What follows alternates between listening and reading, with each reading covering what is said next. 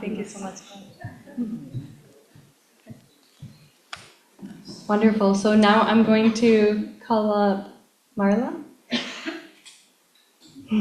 for our next award to introduce the Kim Fook Award for Youth Peace Leadership. Great. Hi, everyone. Thank you. So this is a special award, the Kim Fook Award, because it honors youth. It's good.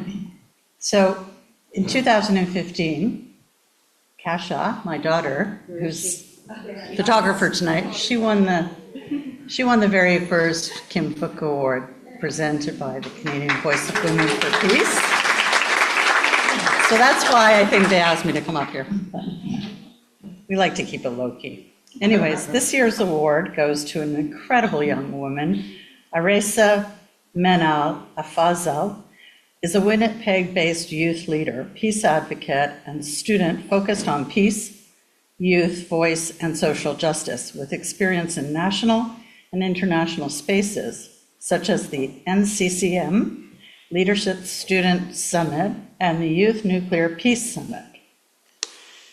Since she is the 2025 I don't know these acronyms, this one, CMCCF Youth Social Justice Award champion, a published youth writer for the Manitoba Magazine, and a speaker of CMCCF's podcast series on positive peace. At the University of Winnipeg Collegiate, she serves as graduate co-chair for the class of 2026, is an active member of the Student Council, Youth United Way, and Can You, where she earned the Can You Leader Award, a Can You Scholarship, and the University of Winnipeg Collegiate's Roberta Rosenberg Dean's Continuing Scholarship for her leadership and service. Aresa is attending virtually, and we welcome you to unmute and share a few words. Aresa, are you there? Hello, can you guys hear me? Speak up? Yeah. Congratulations.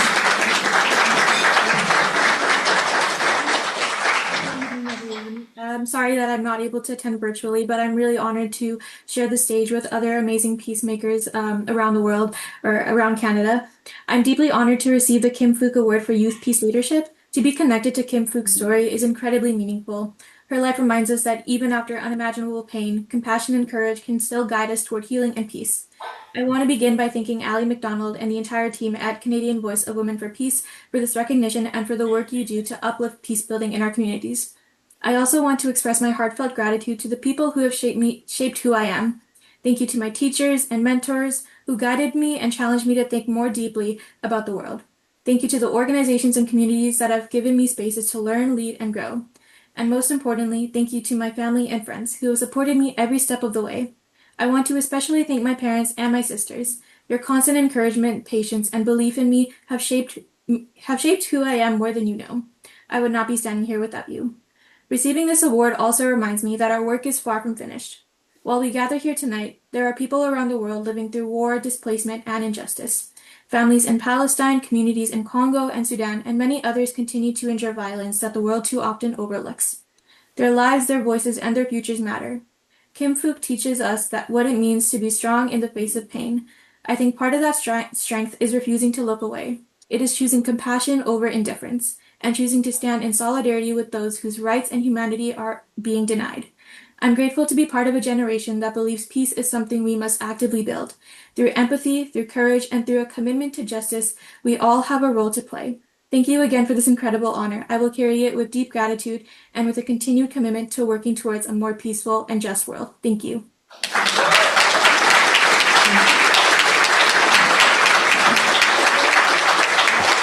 Thank you, Aresa. Now, can you just verify for us, could you tell us what CMCCF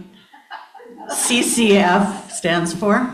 Thanks. Yeah, for sure. So CMCCF stands for Coalition of Manitoba Cultural Communities for Families, and they really highlight and emphasize peace building in communities and really the diverse perspectives in bringing these conversations to the forefront of everything that we do. Great, thank you.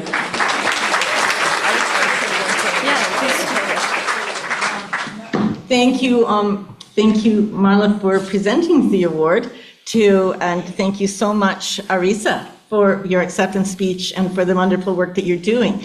I wanted to mention that Kasha is making a film. The Kasha, who's taking photographs tonight, made a fantastic film called Sunrise Storyteller in 2017, I think, and she was our youngest delegate to the UN as well. Kasha's very amazing. Sunrise Storyteller tells stories of peace, just like the book that was just described, stories from around the world of people, peace building. She's now working on 1.5 degrees of peace that brings climate and peace together, following the stories of two young peacemakers who are also working on climate justice. And if anyone knows funders for films, Kasha would love to hear from them, Kasha and Marla. Let's hear it for Kasha and Marla and her great. Yes. Thank you. And now over to Anne Holman, who's on our board, will be presenting the next award, the Muriel Duckworth Award for Peace Activism. Thank you. And I'm presenting, oops, can you hear me? I'm presenting this award because Muriel Duckworth, who was a co-founder of VOW back in 1960, was my great aunt. So I'm here. She's here through me, I hope. And I'm so the Muriel Duckworth Award for Peace Activism for this year. Is this better? Yeah. Thank you. Is awarded to Musna Duriyat. Musna is a Syrian-Canadian policy analyst, human rights advocate, mother, daughter, and civil society actor. Her work is deeply rooted in lived experience. She was a refugee for over 14 years, shaped by her family's participation in the Syrian revolution from the first day of the revolution in March 15th, 2011. Her background and her achievements and her education is vast. I'm going to quickly summarize it here. As a civil society leader, she was the co-founder of the Syrian Women's Political Movement, a cross-border platform advancing women's leadership and rights in Syria's political future. And she's a co-founder, a founder of two initiatives. The first, which protects women and girls from forced marriage in refugee camps. And the second is an Indigenous refugees movement here in Canada, which creates safe conversational spaces between refugees and Indigenous peoples.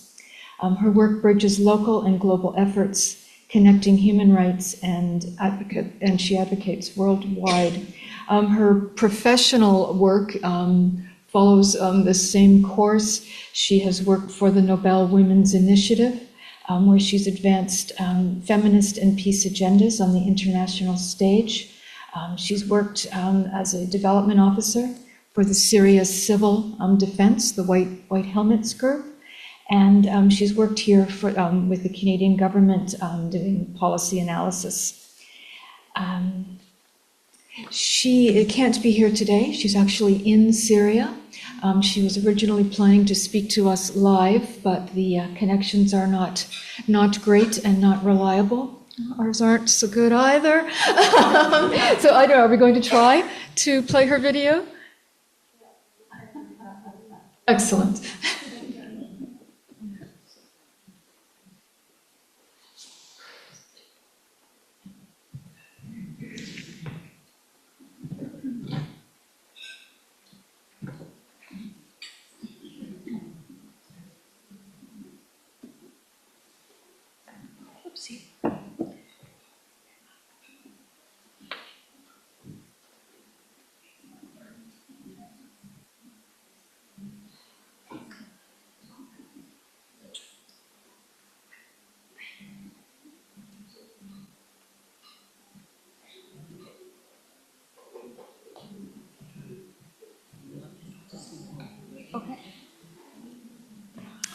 while we're just waiting to see if we can get that connection, I just wanted to say that after this award, we will have a break, 15 to 20 minutes, and that will be your last chance to go to the silent auction and also check that someone hasn't outbid you and see if you want to do another bid. And also... I'm sorry, Lynn, but like some of us can't stay up that late. I think people go to the silent auction after the speech. I'm sorry, we have a break built in because the tables and the catering have to go. So there's a 15-minute break there. We'll try to keep it as short as we can and come back. We have a song to bring us back, then we have the other 3 awards.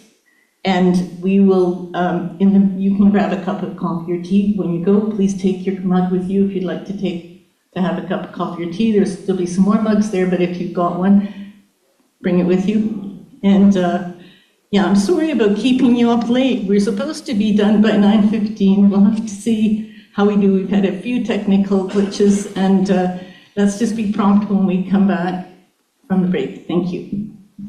But we're not, are we giving up on this? Should we? I think we should leave that till after the break. Take the break, take your mugs, check your silent auction, and we'll come back promptly in 15 minutes. And let's just thank the caterers, if you don't mind. Let's give them a hand for a great meal, okay? Thank you.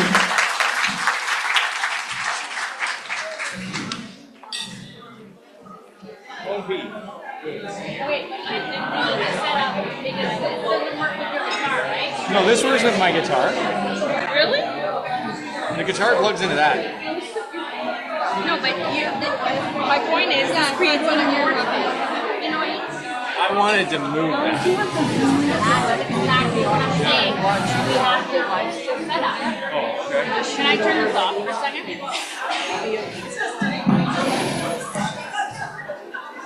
I just turned it off because what I'm saying is, this is, your guitar needs space, right? Because your mouth has to get close to I here. didn't want to do it in front of the podium. Go ahead and move it. That's what I'm saying. I'm saying we're gonna move, we should move the mic. But the only thing is, this is here. I've never done a Zoom call in my life. The only thing is, I don't know but I used if to we sell move this, are we gonna get hardware, so- feedback, is what I'm saying. Yeah, I used to work for a Yeah, tech but what I'm saying is, company, oh, I turned it off. There's a lot. So I decided Go ahead. I did a lot. Hello, everyone. Sorry to yell at you like that, but if you would like to take any of that delicious food home, there's containers for taking leftovers, and you should go help yourself. Thank you. Thank you. And then, no. We got all the tea out on the table. Okay. Okay, I got it. Thank you.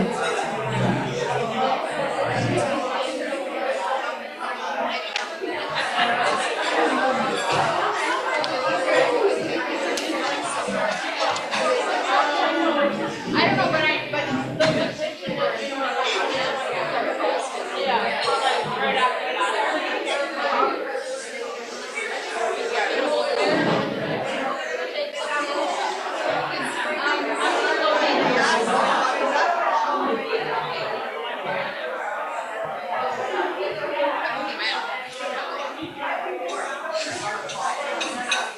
Here, I'll help you. We're gonna go into the other room. Let's move this over here. I'll try sharing from there. Nice. Walker, this is like a Cadillac. Let me push. Thank you.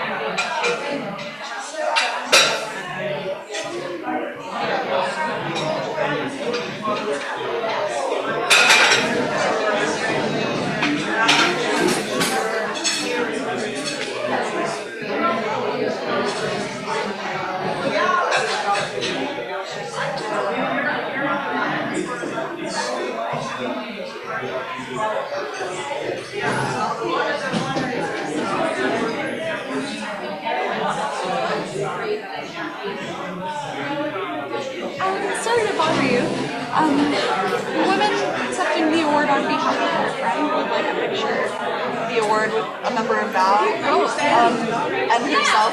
Do you mind taking a photo? She's gonna bring it over. Okay.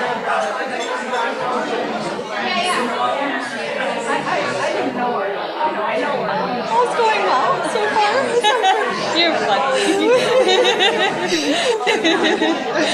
We're trying. We do our best. You know, there's always a technical difficulty or two. Yeah, just start to make it work first. Yeah. Okay, here. Thank you. And then maybe a digital one for me. Celebrate. I'm sorry. Okay, I'll grab it with your. Yes, please.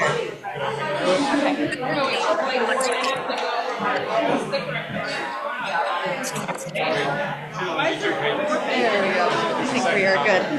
Thank Here we you. go. Of course. Rotary Fellow. I did the Rotary International World Peace Fellowship. Where do you go? In Uganda. Yes. Oh, okay. How long? Is there a peace center? There is, yes. Yes. What year did you go? What 24. 2004. No, 21. 2024. So just recently. Yes. Okay. How long was it? 1 year. Oh, 1 year. It's not 2 years. Did you have a master's program? It was a diploma. Oh, okay. In Uganda. Was that your first time? Okay, but no, I've been to Uganda about 12 times. Oh, well, I've never, I've only been to Egypt. See, that's what. But I did the Rotary International World Peace Fellowship in from 2013 to 2015. And I did my applied field experience. Working with the international peace. But the fellowship was amazing. Great that you did that. Yes, I did. Are you? Oh, my pleasure. I'm very sleepy. I know. You gotta leave it like that women will always come what they think. And they wish that you can be on fashion peaceful heckling. Or heckling for peace, I guess. Maybe. Yeah. Oh, I'm gonna call somebody now. I'm gonna see if she can show the videos. Although actually, I don't know if we have any more, but I'll be right back.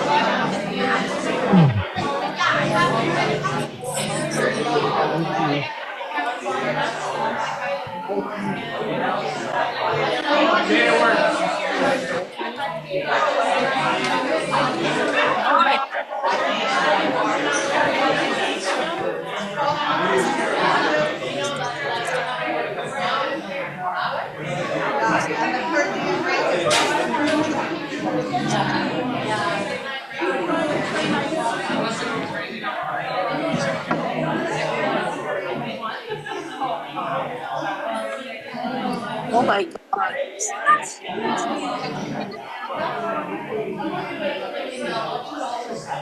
That's not good.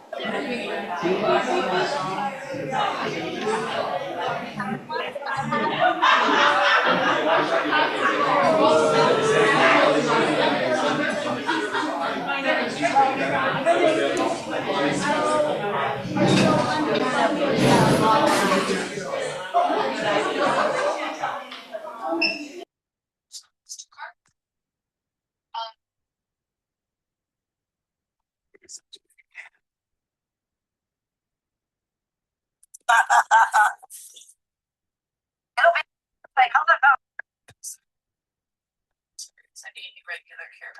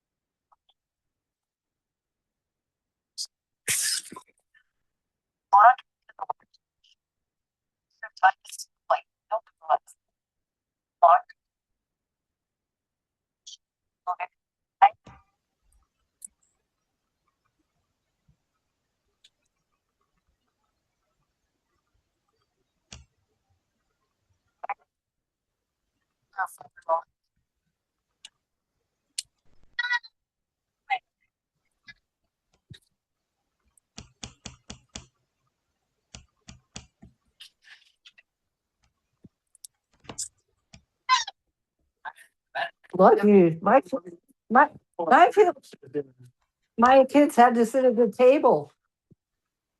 TV went off, there's, yep, He did.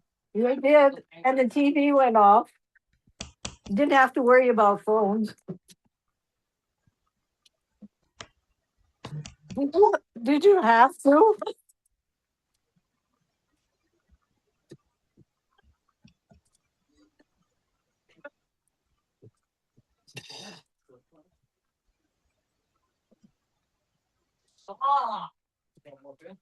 No. Stop screaming. Well, they were shut up.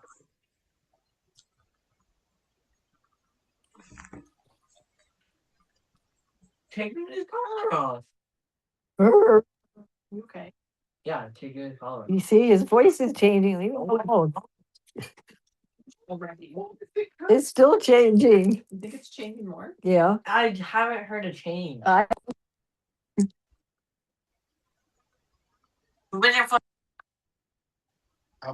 been here for a month. That's what I want to know. I came here October 2023. A month. No. 2026. That's good.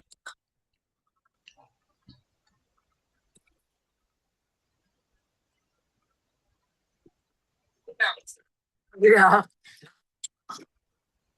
Wonderful.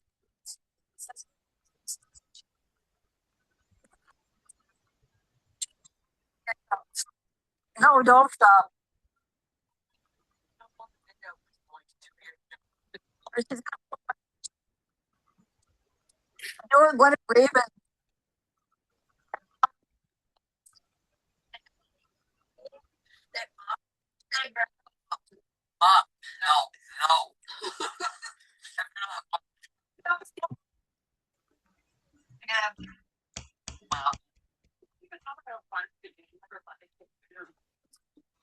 Raven will have one. Yeah.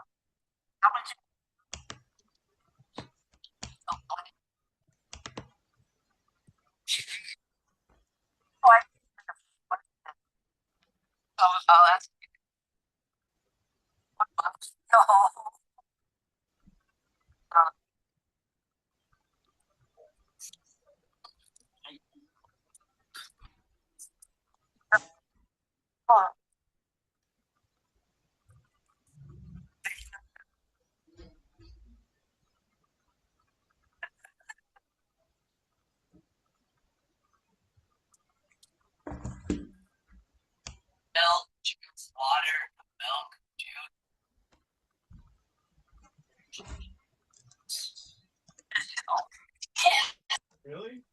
do.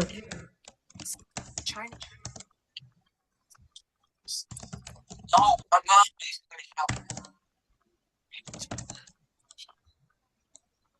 Come on.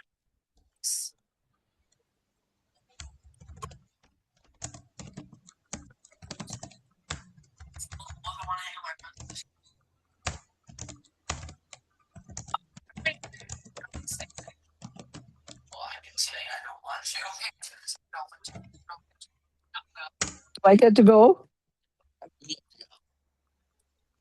Potentially, depends. See? Lights. See? They take. You don't want to go. I want to go. Hey, my name's Yuli. It's easier to grading, scale. Think it's us. Not the same. Oh, I don't need to go. It's fine. You have to go. And what friend's gonna let you do that? I don't think so. When I guarantee it. I don't think his parents would. But I don't think the parents would. Don't even know this. So they wouldn't know. His parents didn't give up to parents. Yes, they are all British. Some great people seem old. No, they're old. Right. I think they're in their 60s. Older than that. What would you say? Where are you going? Sit down.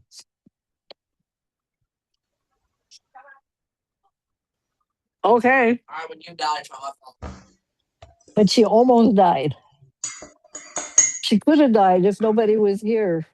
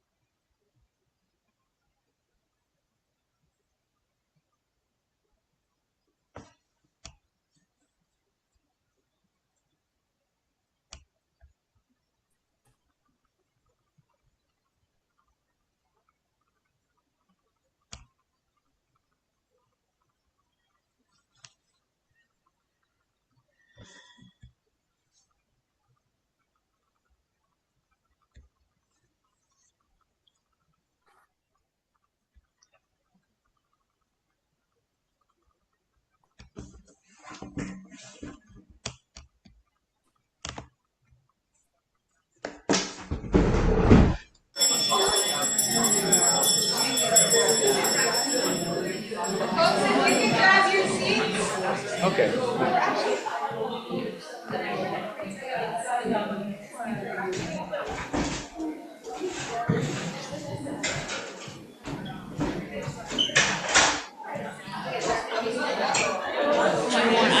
Us to talk or you're I'll wait till everybody gets settled. Yeah. Okay. Well, no, it's a matter of being settled, right? Yeah. Everything should be on. Yep, it's on. make sure they're ready.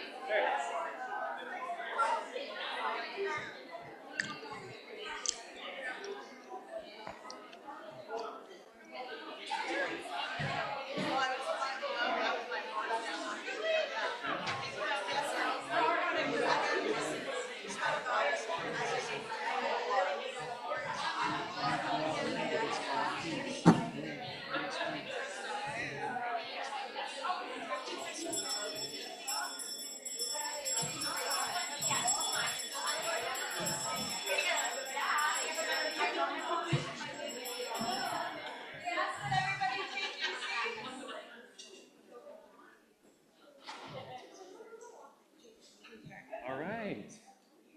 Hello, everyone. Can you hear me? Is this on? Is it on? Is it on now? Oh, did it get turned off? It's right here. Is it on now? Yeah, it's loud. Wow. Okay. Test. Testing again. Now it's not as loud. That's Okay. good. Okay. My name is Kenton. Hi. I wrote this song just for the people in this room right here. It's called I Just Want Peace.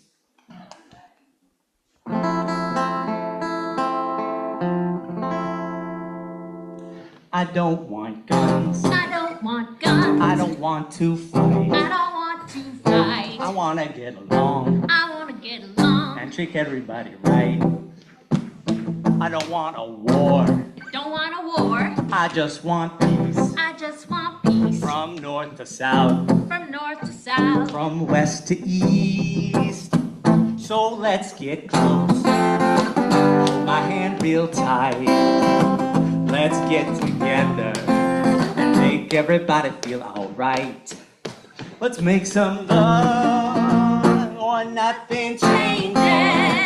Let's all let go of all our hate. 'Cause if we don't, it won't stop raging. So make some noise, there's no time to wait. Let's make some friends. Make some friends. Forgive and forget. Forgive and forget. Let's have some fun. We ain't dead just yet. So hold me close. Hold my hand real tight. Let's get together and make everybody feel alright. Let's make some love or nothing changes. Let's all let go of all our hate. 'Cause if we don't, it won't stop raging. So make some noise, there's no time to wait.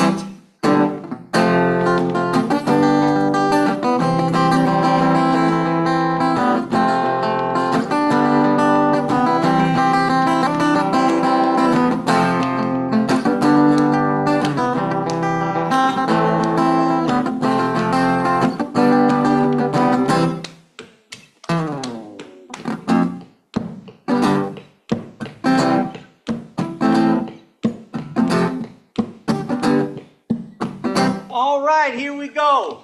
From Portugal to Japan, from Canada down to Argentina, from Norway to South Africa. I got a little message that I want to tell ya. It's not rocket science or something complicated. In fact, it might be something that would make you all elated. It's called peace. All right, let me explain. It's called not invading countries for personal gain. It's called self-determination, nonviolent communication. It's called loving one another, whether enemy or stranger. If you're rich, if you're poor, hold my hand. I implore you to look into the eyes of your fellow human being. If your phone turned off, there's something that's worth seeing. I just want peace. Everybody. I just want peace. I just want peace. I just want peace. I just want peace. I just want peace. I just want peace. I just want peace. I just want peace. I just want peace. I just want peace. I just want peace.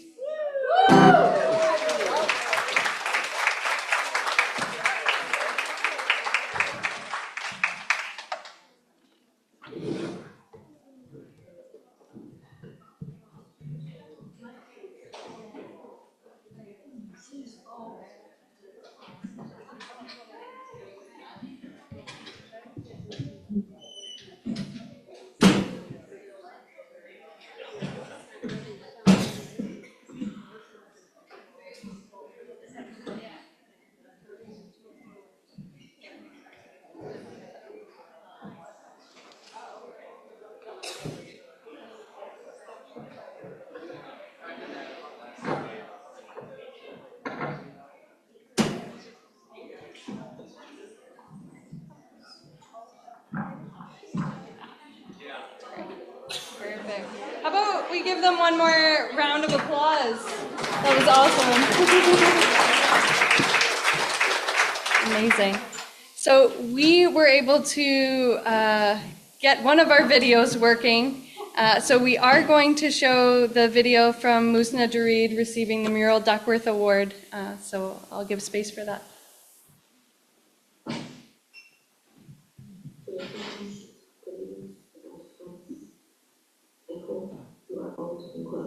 My name is Musna Dureed. I'm a Canadian former refugee, and I'm deeply grateful to receive the World Award Award from the Canadian Voice of Women for Peace. Receiving this award is meaningful, but it feels especially heavy and real tonight because I'm speaking to you from Damascus, Syria, where our region is living through another relentless wave of war, and as always, civilians are paying the highest price. There are bombs falling from the sky, and there are unexploded ordnances on the ground. Some nights, we hear the sound of missiles being intercepted overhead, close enough to remind you how thin is the line between normal and tragedy. And in between those moments, people still wake up, feed their children, check on their neighbors, and to try to survive with dignity. This is why your solidarity matters, your voices matter. So I want to say this clearly. Please stay loud, stay outspoken for civilians. Stay unwavering about international law, about accountability, and about the basic idea that peace is not optional and civilian lives are not.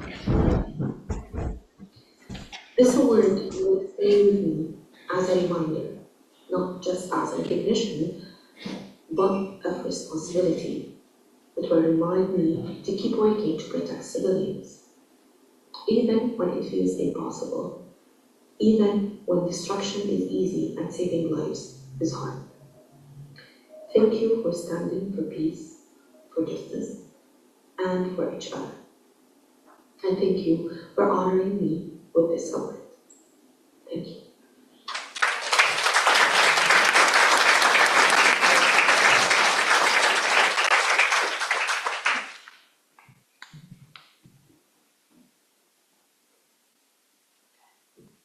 So next we're going to move to the Anne Goodman Award. So I'm going to call Annie up.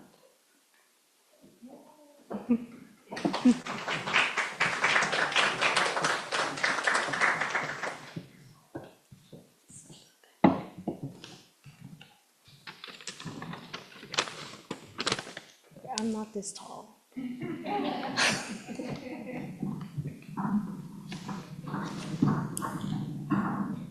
Thank you. Okay.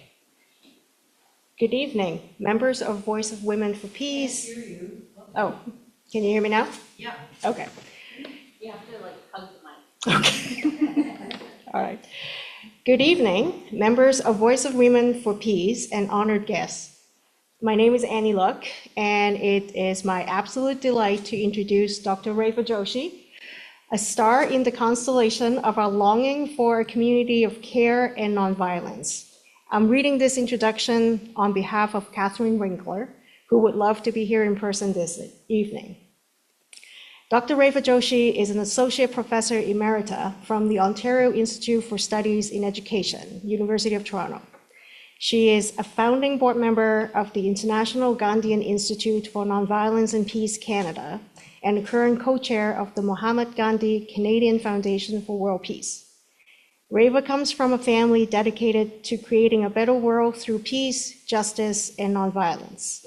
Her parents, Krishna Chandra Joshi and Karuna Joshi, are well-known community activists in Edmonton, who helped to found the Mahatma Gandhi Canadian Foundation for World Peace, a legacy that continues with Reva. We can imagine that Reva's parents would smile knowingly and with love as she receives the Anne Goodman Award for Peace Education.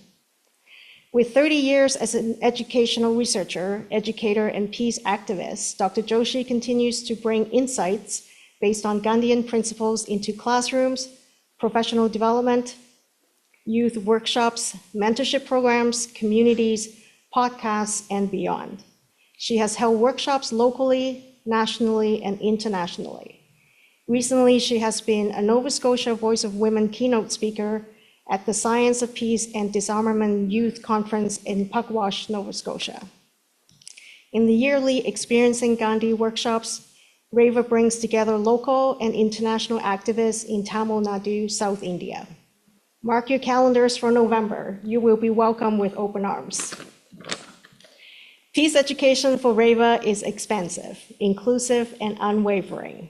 She integrates creativity in every aspect of educating for peace, encouraging us all to come closer to the ideals of non-possession and true equality. She shares Gandhian principles, including ahimsa, which, although usually translated as nonviolence, is brought forward in her expansive teaching in the wider meaning of not to do harm in thought, word, or deed. In conclusion, despite the many currents of her peace work, I will illuminate one last dream, the slow peace movement. Reva asks us to deliberately rethink how we engage in the world in ways that challenge dominant neoliberal discourses of speed and efficiency. We see the full range of fast and creeping violence in our world today.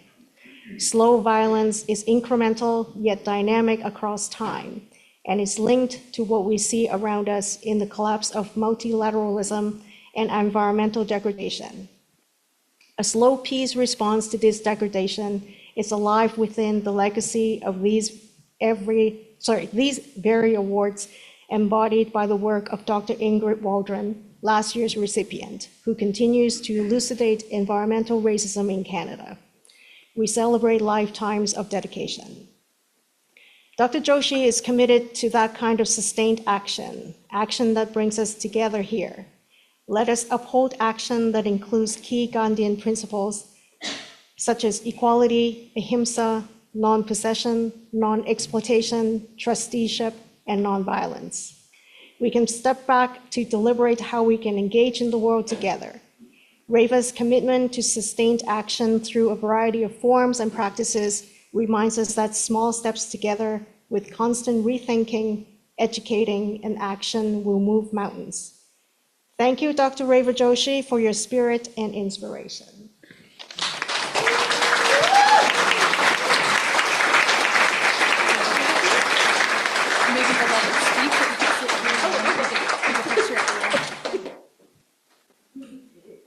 Let me give you a hug.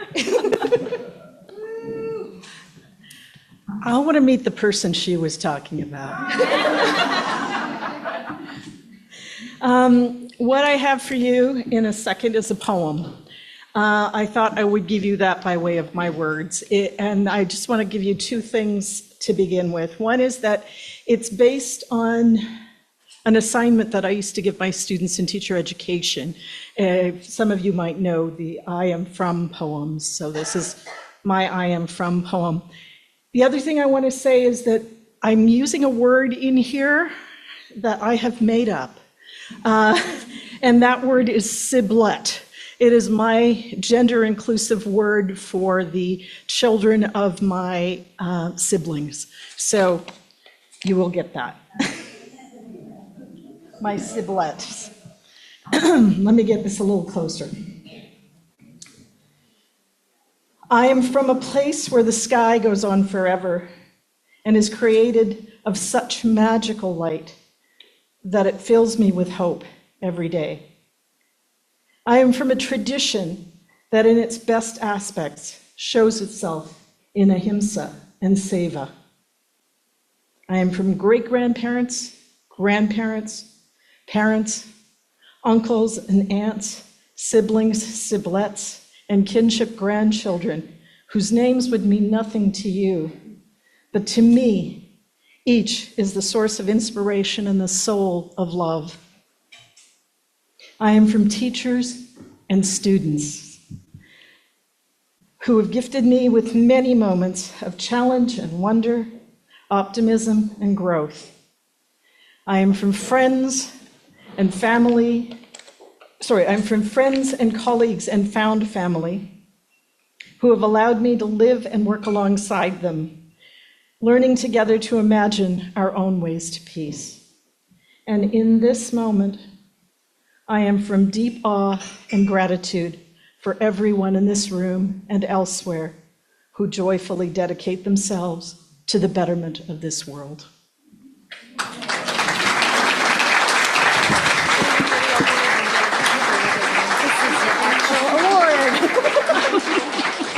Sorry.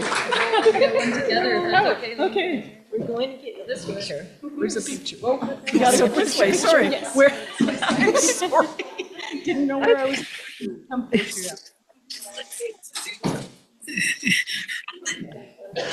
Oh, that too. I told my kids that once. They were like, when you were growing up, did you have this? They said, well, when I wrote Mega Munch.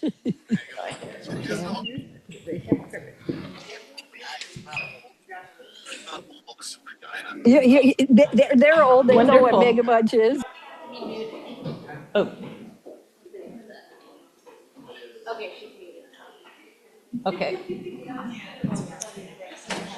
Okay, now we are moving on to our Lifetime Achievement Award of Excellence.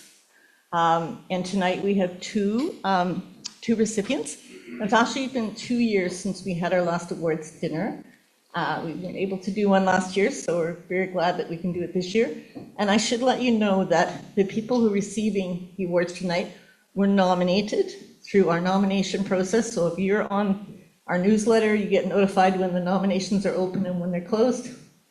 Closed like right around the beginning of January, and we were able to have a committee that looked at all the amazing nominations and selected the people for you to celebrate, for all of us to celebrate tonight. And at this point, I'd like to acknowledge Setsuko Thurlow. Setsuko is here with us next to Jana Sultan.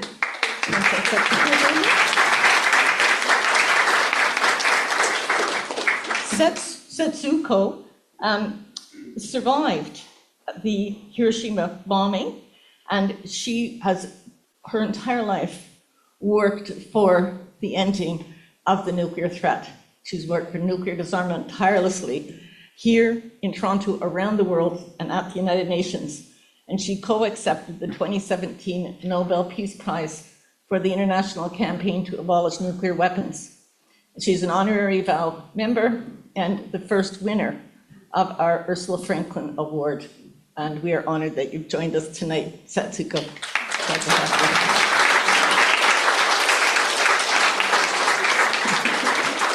Thank you.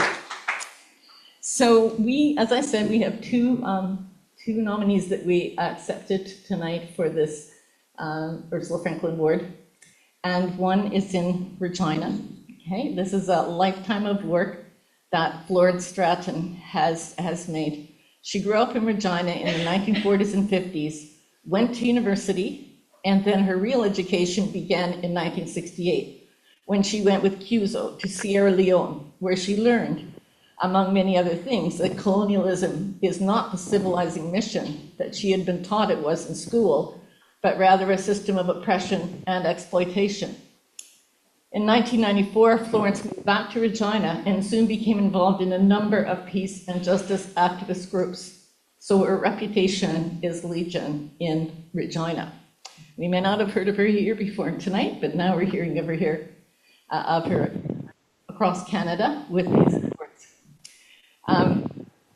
But Florence's current focus is on the Canadian government's allocation of billions of dollars to military spending, while at the same time people are suffering and dying on the streets of Canadian cities because they are unhoused. The struggle continues.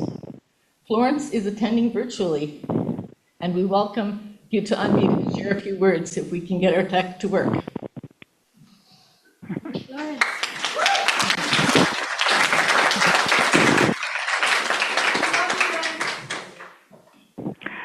Thank you very much. I'm joining by phone. I'm hoping you can hear me. Okay, a big thank you to the Canadian Voice of Women for Peace for presenting me with the Ursula Franklin Award. I am both honored and humbled. The world is in an especially grim place at the moment.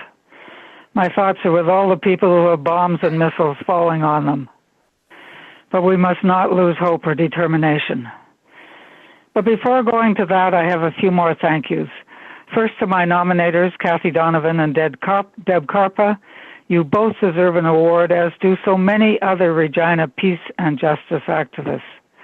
In that regard, I would like to give a big thanks to the many Regina peace and justice activist groups for all the work they do to make Regina and the world a better place for everyone. These include all the supporters of Making Peace Vigil, the group that handed out peace and justice pamphlets in downtown Regina every Thursday for 13 years until COVID shut us down and we became an email newsletter. Regina Peace Council, headed up by Ed Lehman. End Poverty Regina, led by Peter Gilmer. Regina Citizens Public Transit Coalition, led by Terry Sleva. Writing Relations Regina, led by Lisa Odell. The Wednesday Wise Women's Wine Caucus, which despite its seemingly frivolous name is the origin of many social justice actions in Regina. And last but definitely not least is Sunday Fun Day, facilitated by Tiro, Erica and Mandela and Tembu, Sean Cook, Donna Nelson, Maddie Massier, Myrta Rivera, Jean Hillebald, the list goes on. Among many other things, this group provides a meal and free clothing market for low-income and unhoused people every Sunday. A big thank you to all of you for your work. Activism requires a community of people standing together to speak up for peace and justice. Solidarity is contagious. Currently, I have, as the introducer just said, 3 special link concerns. The first is Canada's rapidly increasing military budget, with over $80 billion being allocated to so-called defense spending over the next 5 years. The federal government's largest single program expenditure. In the words of Ursula Franklin, quote, "Violence begets more violence. War begets further wars, more enemies and more suffering." Mr. Carney, are you listening? My second concern, at the same time as all of this money is being spent to kill people in other countries, people are dying on the streets of Canadian cities because they are unhoused. How can this be? In 1993, the federal government terminated the long-standing social housing program that over a couple of decades built thousands of affordable rental units. Ever since, there's been a growing homelessness crisis in Canadian cities. This takes me to my third concern. Who constitutes Canada's unhoused population? Indigenous people are significantly overrepresented, making up 35% of Canada's unhoused people. In Regina, the figure is much higher. 75% of unhoused people in Regina are Indigenous. This is one of the faces of 21st century Canadian settler colonialism. I'm speaking to you from Treaty 4 territory, land stolen from Indigenous peoples. So what can we do? There are many things that need doing, but one thing we can do immediately is to initiate a national campaign to get the federal government to restart its social housing program. No money for war, money for housing, or as Ursula Franklin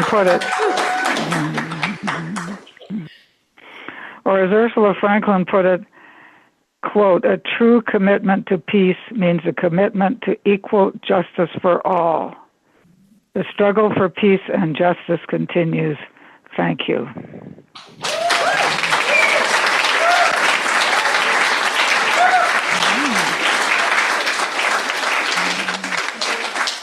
Thank you, Florence, and Florence's award will be sent to her.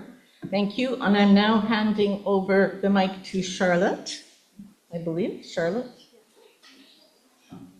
Charlotte's our board member who is one of our board members that's here with us tonight. And great, over to you, Charlotte. Thank you. So before I ever talk in front of a group, I have to tell you, I have a tremor. So it gets worse with adrenaline when I'm excited, a little bit nervous. I just don't want you to think that I'm going to fall over or anything. I'm okay. Second of all, I just want to say, when Michelle sent me her bio, which I've incorporated into my introduction, she also sent me a little note that in case I wanted to mention her 3 children. And it was so touching and beautiful because that's such an important part of who she is and what's driven her, I think, I'm assuming. So we're thrilled that her son Avi is here.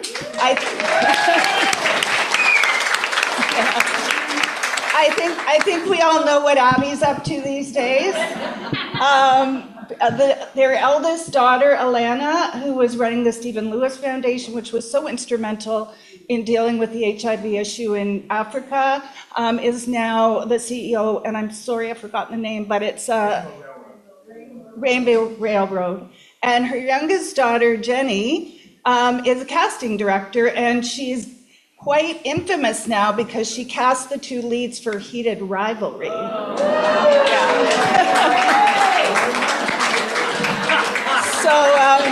So I just wanted to salute that part of Michelle.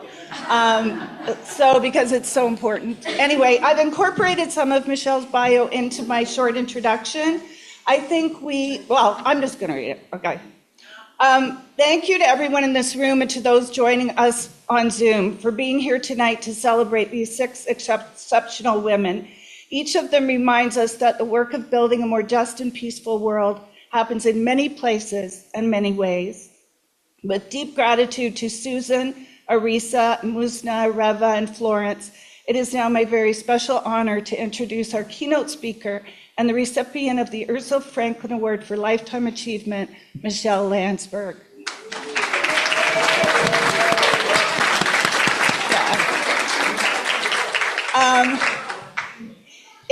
It's doubtful, of course, that there is anyone in this room who truly needs an introduction to Michelle. Since beginning her career as a reporter at the Globe and Mail more than 6 decades ago, she has been one of Canada's most powerful and principled voices for justice, equality, and peace. As a journalist, author, and social advocate, Michelle's writing has challenged injustice, amplified the voices of women, and helped shape national conversations about human rights and dignity. Michelle also played a pivotal role in the revival of Women's College Hospital, serving as both a champion, as a columnist, and later as chair of its board of directors. Like the founders of the Canadian Voice of Women for Peace, many of the mothers concerned about the world their children would inherit, Michelle has always brought a deeply human and compassionate perspective to her work.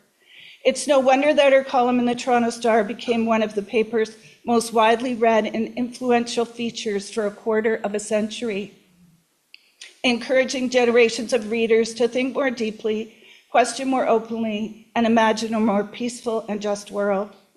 Through her columns, books, and public leadership, Michelle has reminded us that peace is not an abstract ideal. It is something we build. Through persistence, compassion, and the courage to challenge injustice wherever it appears. In June, Michelle wrote an extraordinary op-ed titled, quote, "I once embraced the Zionist dream. Now I'm protesting the genocide in Gaza on the streets of Toronto," unquote.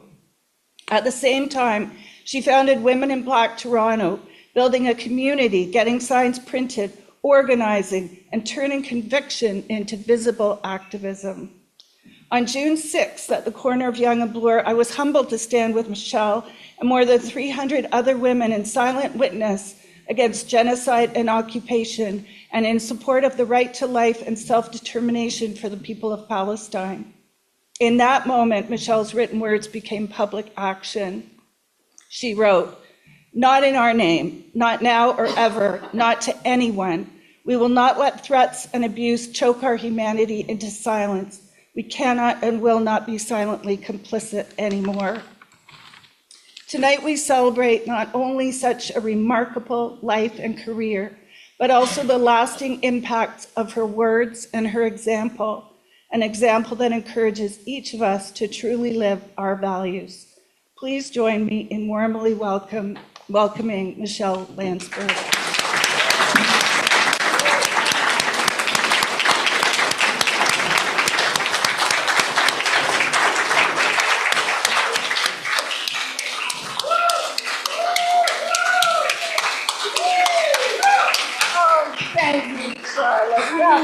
Beautiful.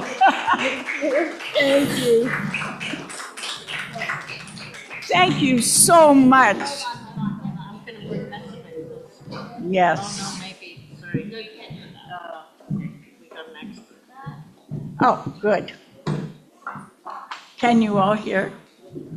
There, try that. Can you all hear me? Yes. Wonderful.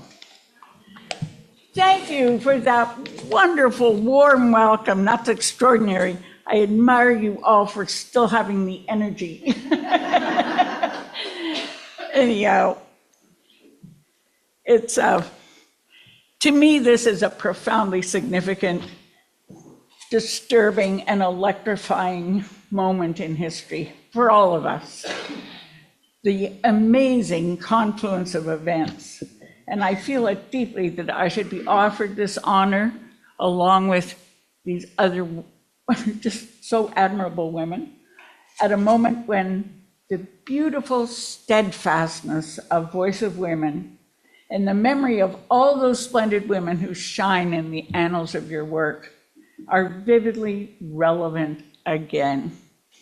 We call on their courage, their insights, their energy now when we seem to be thrown back to the very beginning of every one of our struggles for peace and social justice. You know, it was very soon after Voice of Women was founded in 1960 that I graduated from the University of Toronto and went to work at the Globe and Mail as a reporter. I noted with astonishment this trailblazing science of Ursula Franklin, who called on women to send her their children's baby teeth so she could analyze their levels of strontium-90. That was, the strontium-90 being a product of nuclear fallout. It struck me as wonderful but weird, the combination of baby teeth and nuclear science. And a woman scientist, you can't imagine, all of you are younger than I am. You can't imagine how rare that was back then, a woman scientist. But in fact, Ursula's research was one of the building blocks of the eventual nuclear test ban treaty. What an achievement for all the world. I had a beloved editor at the Globe and Mail, Olive Dickinson. She edited the women's section of the Globe, where I was eventually assigned. Turned out not to be so great doing news reporting, because they'd send me out to cover an accident and I would sit with the mother and cry and then take her to the hospital. No. So they assigned me to the women's section. Luckily for me, because it was a wonderful gig, you could do almost anything under Olive's direction. And she would send me now and then to cover meetings of the Voice of Women. Oh, the ignorance and arrogance of youth. I was 22, the rebellious student of literature, wearing black stockings and long hair. And when I saw all these middle-aged women in hats and gloves, yes, hats and gloves, and the very conventional clothing of the bourgeoisie, I judged them in my youthful stupidity. I did not think they could even begin to change the world. How wrong I was. But I was fortunate enough in my long journalistic career to come to know and be enlightened by many of them. Kay McPherson, remarkable woman, Ursula herself, Therese Casgrain, Grace Hartman of CUPE, the first woman president of a national union, CUPE, and Muriel Duckworth. I knew Lota Dempsey. Do any of you remember Lota? The journalist who triggered the spontaneous creation of Voice of Women when she called on Canadian women to protest war. I knew her in the newsroom at the Toronto Star. She was still working when I joined the Star in 1978. I interviewed all of them, but most frequently Ursula, whom I revered and still revere for her wide-ranging intelligence, her wisdom, her insight, her facility with witty epigrams. She was a very funny dame. The commitment with which she adopted and followed the Quaker faith after surviving the Holocaust. What would Ursula do now if she were still with us? Almost certainly she would be calling us to get up, stand up, and fight. I think the world has never been so simultaneously savaged by so many insane wars. Raining down bombs and missiles on Iran at this moment, are two corrupt, criminal, sick egomaniacs.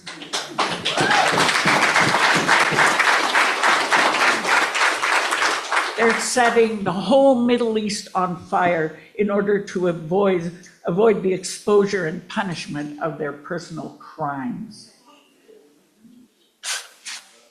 That's really true. That's why Bibi Netanyahu is prolonged the genocide in Gaza and is now starting other wars so he won't go to jail for corruption. 1,300 are already dead in Iran, beginning with the school children, the schoolgirls. It's so horrifying. But all wars are insane. As Voice of Women has always insisted, the billions that are wasted on killing and the reckless destruction of the planet, this satanic expenditure on filth and murder could instead create an Eden on earth. Just picture what could be done with those billions. In Sudan, UNICEF warns that 3.2 million children under the age of 5 are starving. Sorry, just got to be picturing those children. In Afghanistan, 1 in 3 girls is forced into child marriage. Is it any wonder that every 2 hours another woman in Afghanistan dies in childbirth? Every 2 hours. I could go on listing the unfathomable loss of human life in places like Ukraine, Myanmar, what's next, Cuba, Greenland. But you are as familiar with these heartbreaking stories as I am. I know that. And I know that many of you feel the same despair and frustration that I do. For 1.5 years, I watched the slaughter and deliberate smashing of a whole civilization in Gaza with mounting pent-up rage, until I thought my heart would burst if I didn't take action of some kind. Mind you, I have to admit it was gradual. At first, I was afraid to lose friends and even relatives who refused to acknowledge the genocide. But gradually, I could no longer do nothing. So impulsively one day, I decided to bring Women in Black to Toronto. I had signs made up denouncing the genocide. I just went to a sign place, invented some slogans, took the signs home, and I announced on Facebook that I would be standing at the corner of Yonge and Bloor on Friday at 3, and would women join me? I thought for sure, that I would have 25 leftover signs. I had 50 of them. And I stood at a corner and I watched with astonishment as 300 women arrived, all wearing black and ready to string out along Bloor and down Yonge, standing in silent vigil. And it was so pleasing afterwards. One of the bicycle cops who were monitoring our demonstration came up to me and whispered, "You have no idea how powerful you looked, all standing along the curb like that." And we did. When I saw the photographs afterwards, I thought, it's just amazing. By just showing up and standing there in our protest, we really made a powerful statement. Maybe the protest can't change anything, but like showing the level of strontium-90 in baby teeth, what begins as a modest action may, like a pebble starting an avalanche, contribute to a wave of social change. I think we're on the hinge of that. The world is in such a catastrophic mess right now. I think we, people like us, are going to rise up against it. Many people driving past our silent vigil got so excited by our message. They were honking and waving and practically falling out of their cars to let us know how deeply they appreciated our protest. And if nothing else, we were showing them that feminists still have a voice. It's not anti-Semitic to protest a genocide.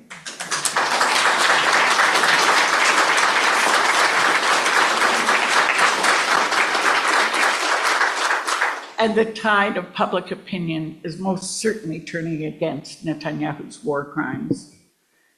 The world in which we grew up is gone.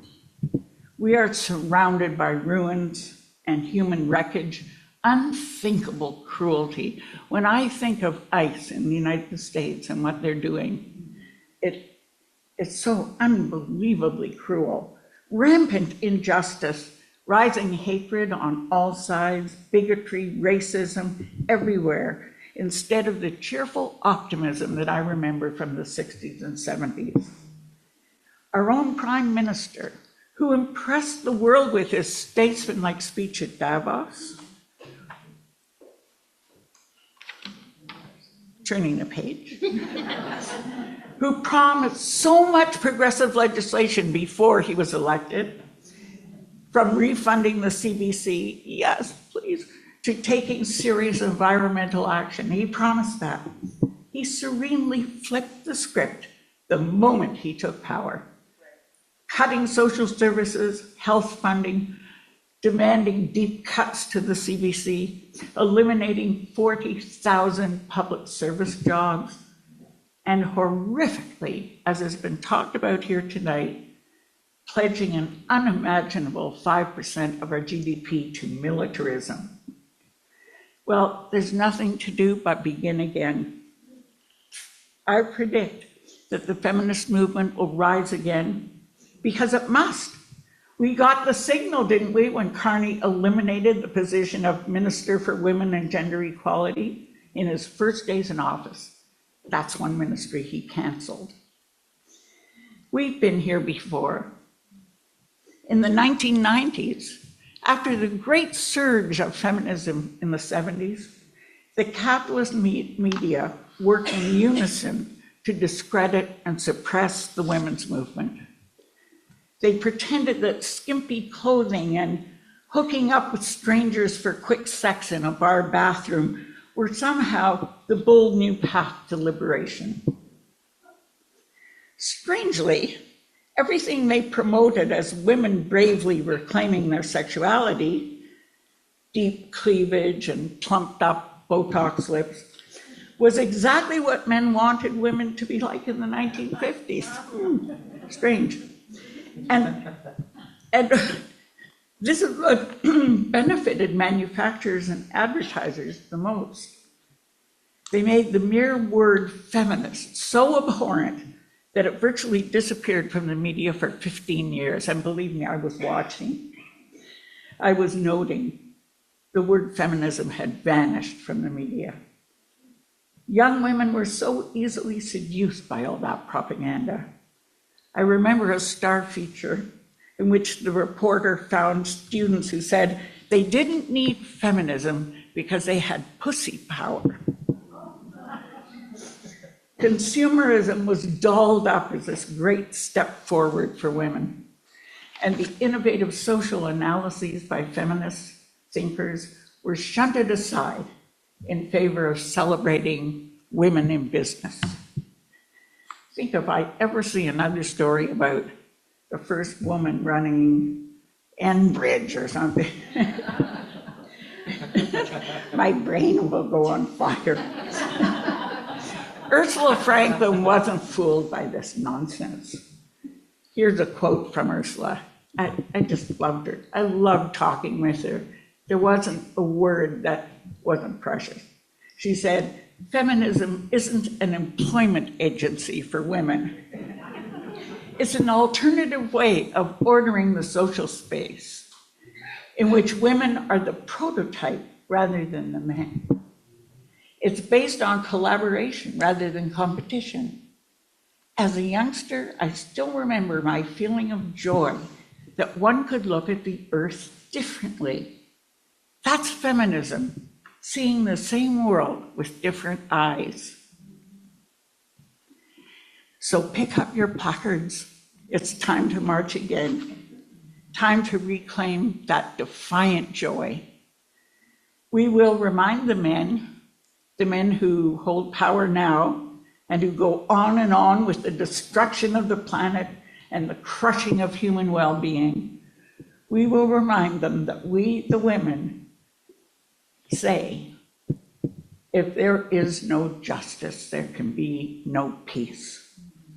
No justice, no peace. It's an old chant, but it means so much. I know the Voice of Women have been saying that for a long time, and I know that you will continue fighting. Thank you for your dedication, and thank you for the honor of giving me an award in the name of a woman I really adore. Thank you so much.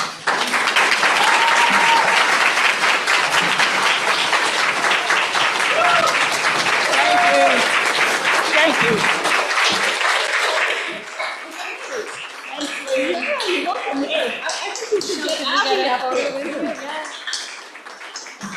I think we should get Abby up here too.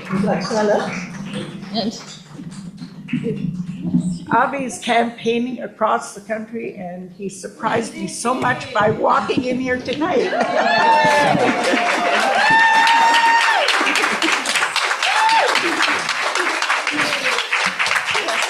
Thank you, everyone. See your face. Maybe Should we take some pictures over here? Michelle.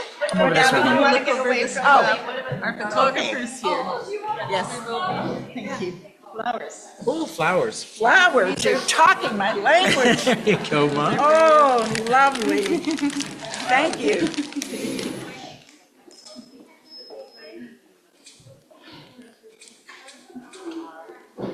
Yes, thank you. Thank you.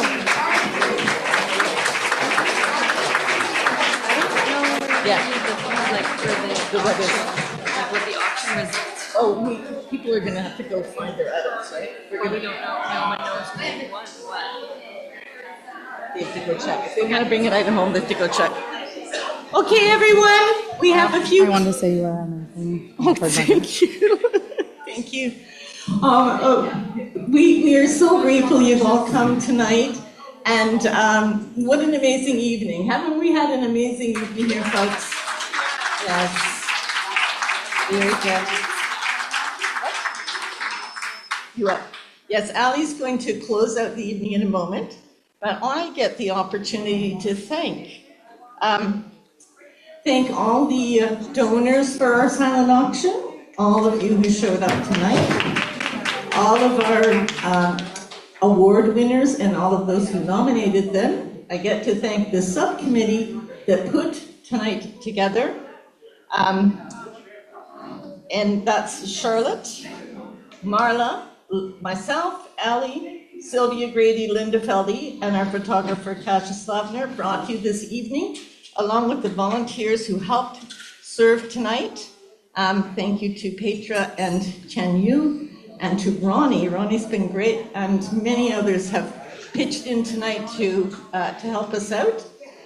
We appreciate the use of Friends House. We want to thank our tech people for helping us with our first ever. Yes, thank you, Eleanor and Adele, and Kasia. Yes, and a special thank you to Michelle Landsberg for being our guest speaker tonight. And thank you for reminding us of the words of Ursula Franklin. Everyone may want to revisit her books. I'm sure they're in the library. And read it, because we need that inspiration more than ever to keep us going. These women cared.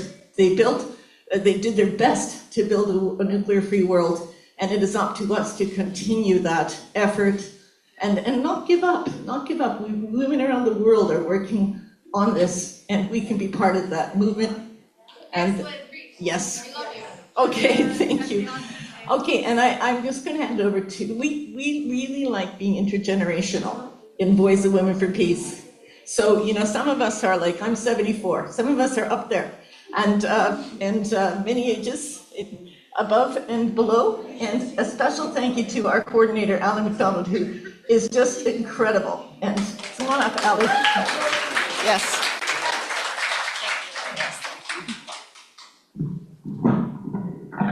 I'm just gonna grab this. Perfect. Well, thank you, everyone. Really appreciate all of you being here.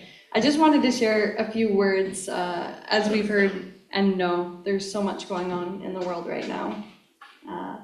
Wangari Maathai, an exceptional woman, social, environmental, and political activist and peace builder, once said, "Peace is not something you wish for, it's something you make." So as we leave tonight, may we remember that celebration, joy, relationship, gathering in this way together is a powerful act of resistance. It's affirming life, it's affirming dignity, it's hope even in the face of countless injustices that are happening across the world, and reminding us that peace is something that we create together. We're all in this together. So thank you everyone for joining, for honoring our incredible awardees who are here tonight, who joined us virtually, who are in the world doing amazing things. And one more piece that I wanted to say was that we also appreciate each and every one of you. And I know I said this in the beginning, but we are really serious about this, that we are honoring these exceptional people who have done exceptional things, but all of us are a part of that too. So in creating a culture of peace, we need each and every one of us. So thank you so much for being here tonight, for taking the time to be here and honor everyone, and in honor of International Women's Day. So thank you, thank you, thank you.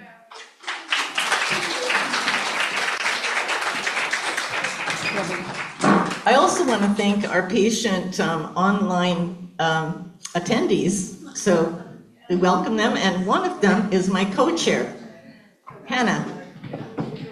Hannah Haddikin is in British Columbia, so not able to come here tonight, but equally carries on our work because our board meets by Zoom. And every year we take in new board members, so if you're interested, you can find out about our processes. Every November we have an AGM. So I'm going to just now say thank you to everyone who bid on silent auction items.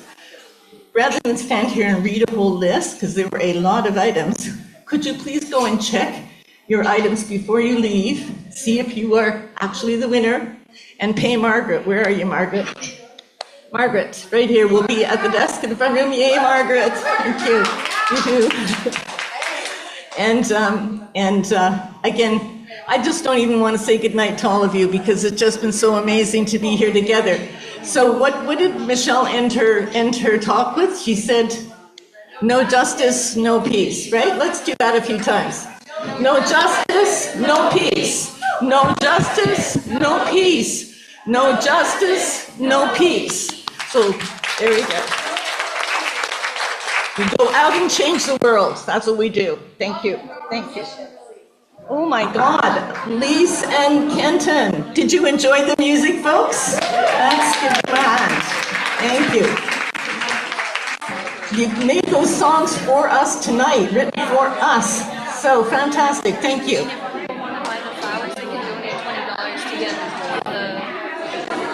If you want to bring a centerpiece home with you, can you donate $20 for it? That would be great. Yeah. Afterwards, we will take apart the room if you want to stay and help. Thank you. Okay. Thank you. Very good. That was great. Okay. Awesome. We could just put the flowers out in that room and people can pay that's for a great idea. if they want to. Yeah, Are you taking one home? You take one home. Sure, I'll take one home. Sure. As a gorgeous. thank you to you. Thank you, Lynn. I'm getting flowers. We have flowers. Yeah. Well done, darling. Yes, thank you. Yeah.